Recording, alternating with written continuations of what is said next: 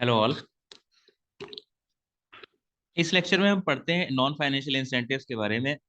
पिछले लेक्चर में हमने पढ़ा था फाइनेंशियल इंसेंटिव्स क्या होती हैं। और ये आपका जो ट्वेल्थ बिजनेस स्टडीज का जो चैप्टर है डायरेक्टिंग, उसके अंदर जो मोटिवेशन का जो सेगमेंट है उसके अंदर आता है ये financial and non financial incentives. तो नॉन फाइनेंशियल इंसेंटिव्स क्या होती हैं? ऐसी इंसेंटिव्स जो मिल रही हैं एक वर्कर को या एक एम्प्लॉय को जिनको आप पैसे में मेजर नहीं कर सकते हो। जैसे यहाँ पे क्या है, ये जो ट्रॉफी मिली है इसको आप पैसे में मेजर नहीं कर सकते हो। और यहाँ पे ये देखो चेक मिला है 5 लाख रुपए का, तो ऑफ कोर्स 5 लाख का मिला है तो 5 लाख क्या है, फाइनेंशियल है। और यहाँ पे ये ट्रॉफी की क्या वैल्यू है, ट्रॉफी की आपको वैल्यू, ट्रॉफी को आप वैल्यू नहीं कर सकते हो, इसीलिए नॉन फाइनेंशियल इंसेंटिव्स है। तो अलग अलग तरह की नॉन फाइनेंशियल इंसेंटिव्स एक बिजनेस के अंदर वर्कर्स के लिए क्या क्या होती हैं, अब हम ये देखते हैं। तो नॉन फाइनेंशियल इंसेंटिव्स होती हैं ये status, organisational climate, career advancement opportunities, job enrichment, और employ recognition programme, job security, employ participation और एम्प्लॉय एम्पावरमेंट। तो ये सारी हैं आपकी नॉन फाइनेंशियल इंसेंटिव्स, और ये आपको पता होनी चाहिए। एटलीस्ट 4 नंबर का क्वेश्चन आ जाता है कि किसी किन्हीं 4 नॉन फाइनेंशियल इंसेंटिव्स को आप बताओ और उनको एक्सप्लेन करो।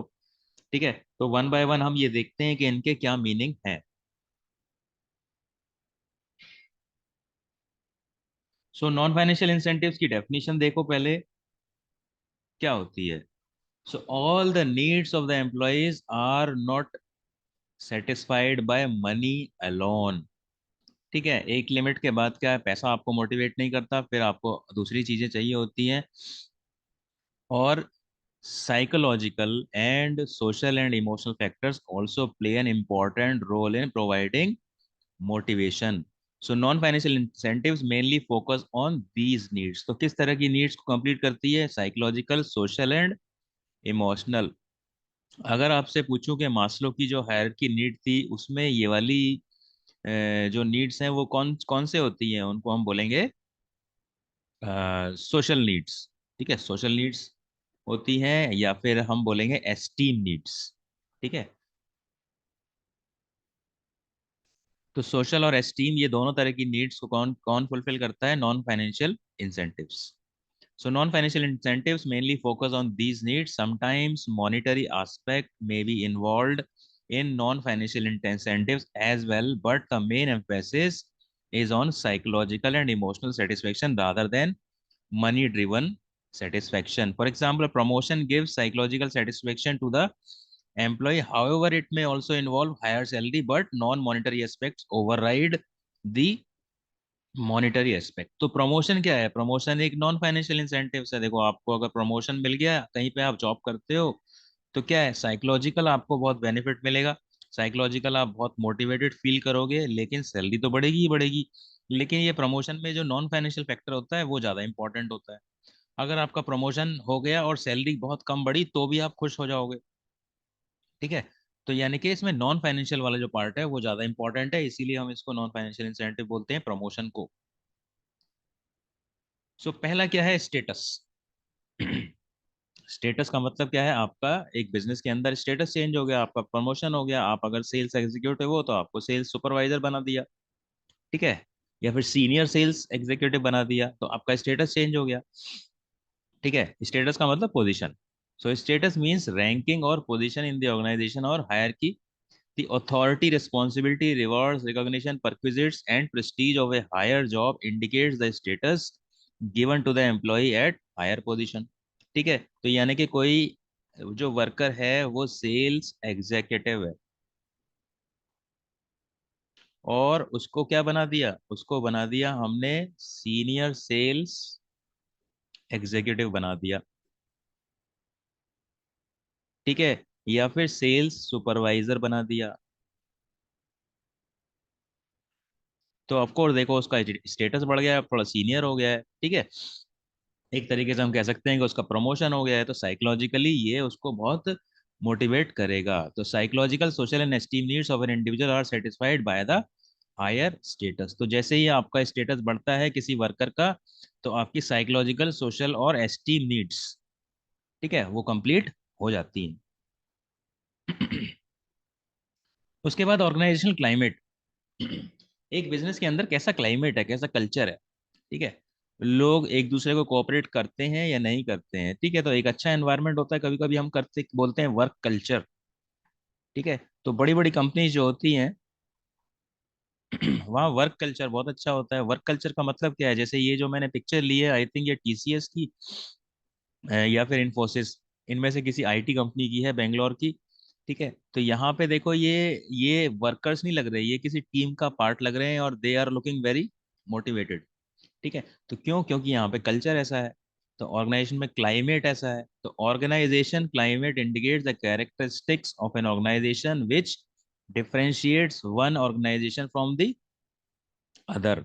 तो कुछ ऑर्गेनाइजेशन ऐसी होती हैं वहां पे बहुत सारे लोग काम करना चाहते हैं और वो कहते हैं कि वहां पे सैलरी ज्यादा ना भी मिले तो भी हम वहाँ काम करने के लिए रेडी हैं, क्योंकि वहां पे क्लाइमेट बहुत अच्छा है काम करने का, ठीक है। So these characteristics influence the behavior of individuals in an organization.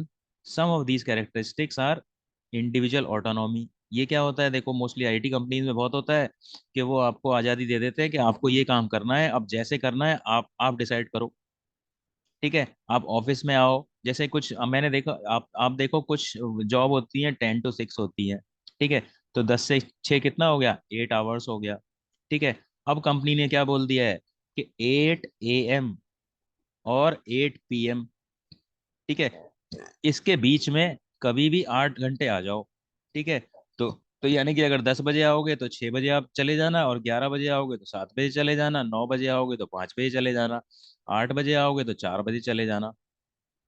तो एक तरीके से फ्रीडम दे दी है कि आपको 8 घंटे तो काम करना है, लेकिन आप उन 8 घंटे को अपने हिसाब से चूज करो, आपको आज़ादी है, ठीक है।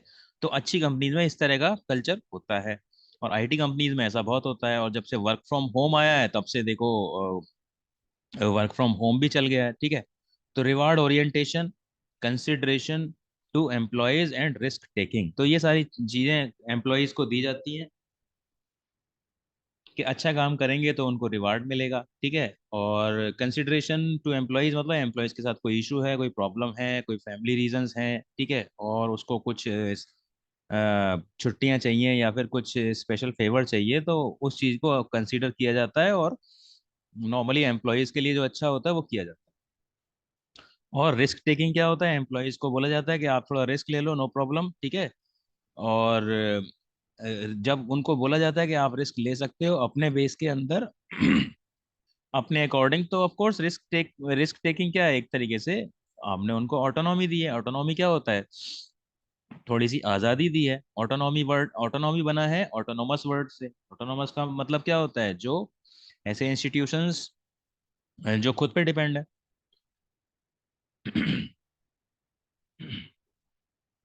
तो such factors create a better climate and work environment and work culture is in an organisation, ठीक है, तो अच्छा वर्क एनवायरनमेंट बनाते हैं इस तरह की चीजें, और अच्छा वर्क कल्चर क्रिएट करते हैं।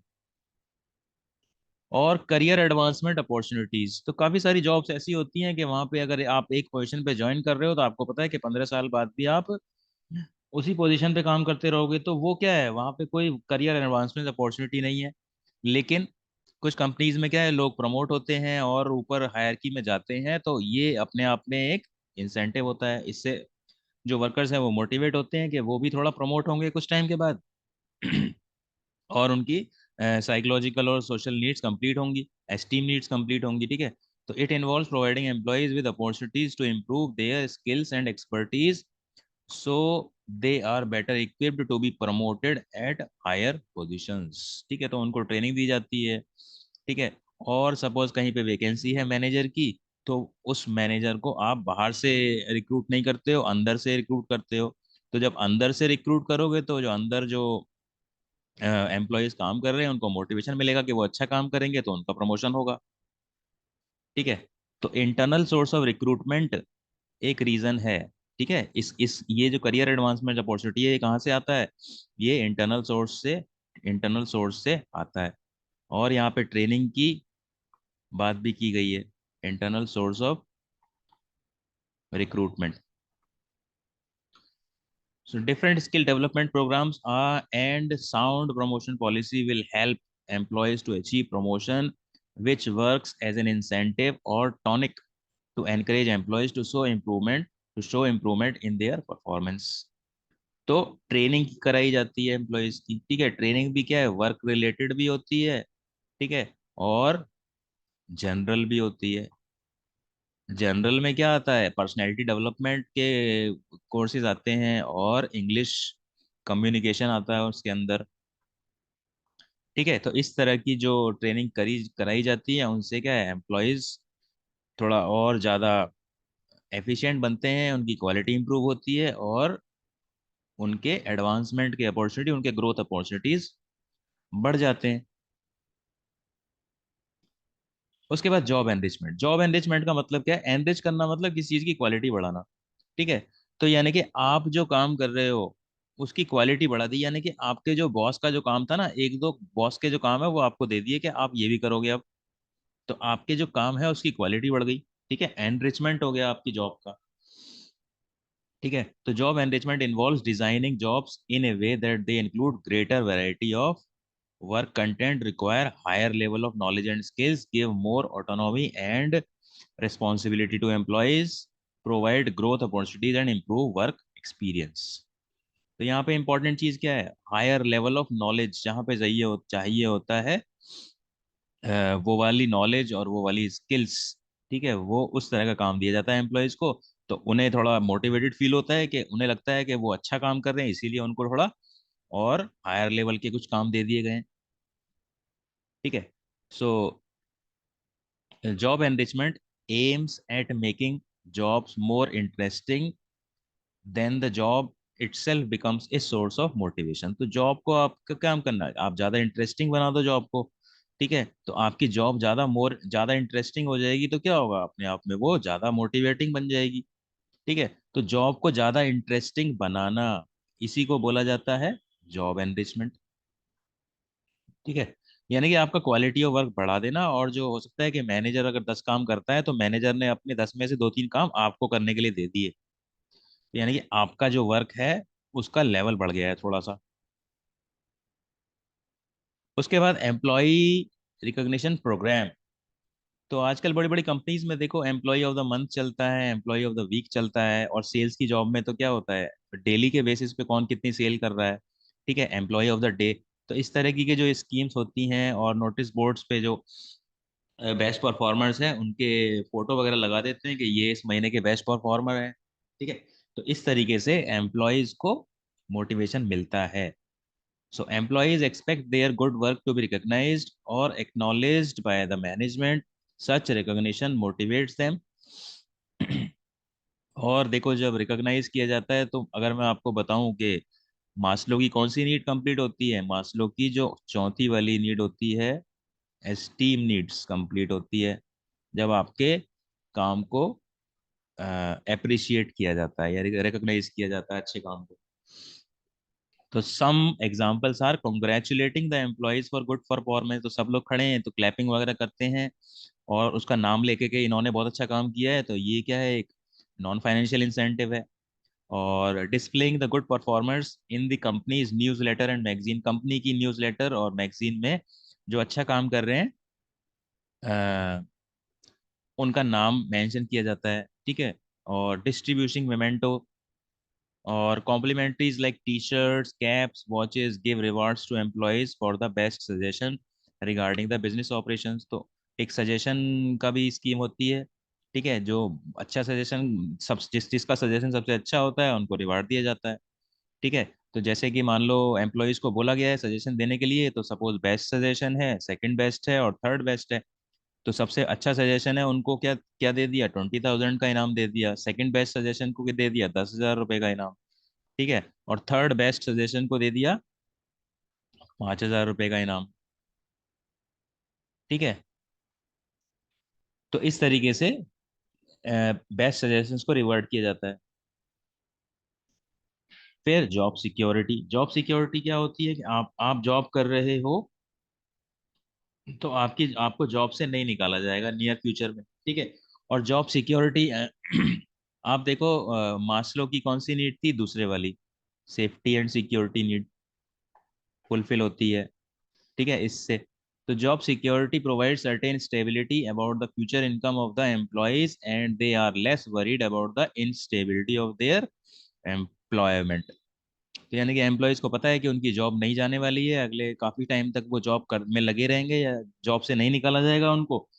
तो क्या होगा, ये भी एक अपने आप में एक मोटिवेशन का सोर्स है और वो दिल लगा के काम करेंगे। अदरवाइज अगर उन्हें लगेगा कि उनकी जॉब जाने वाली है तो क्या करेंगे, वो काम अच्छे से नहीं करेंगे, बस दूसरी जॉब्स को ढूंढते रहेंगे, बातें करते रहेंगे। ठीक है। तो however the workers may become complacent due to job security. Job security के एक डिसएडवांटेज भी है। क्या है, अगर वर्कर्स को पता है कि उनकी जॉब जाने वाली नहीं है तो हो सकता है कि वो काम करना कम कर दें। ठीक है, इतनी मेहनत ना करें, उनको पता है कि उनकी जॉब तो रहेगी ही रहेगी, जॉब जाएगी नहीं, तो वो काम भी अपना क्वालिटी डाउन कर सकते हैं।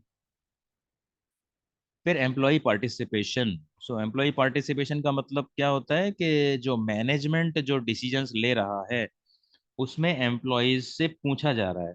ठीक है, कोई भी मैनेजमेंट डिसीजन ले रहा है तो एम्प्लॉय से पूछा जा रहा है कि ये मैनेजमेंट डिसाइड करना चाहता है, आप अपने व्यूज बताओ। तो कुछ अगर इम्प्रूवमेंट एम्प्लॉय सजेस्ट करते हैं तो उस इम्प्रूवमेंट को उसमें इंक्लूड कर लिया जाता है। तो इस तरीके से एम्प्लॉयज को डिसीजन मेकिंग प्रोसेस के अंदर इंक्लूड करना, ठीक है, इसको बोला जाता है एम्प्लॉय पार्टिसिपेशन।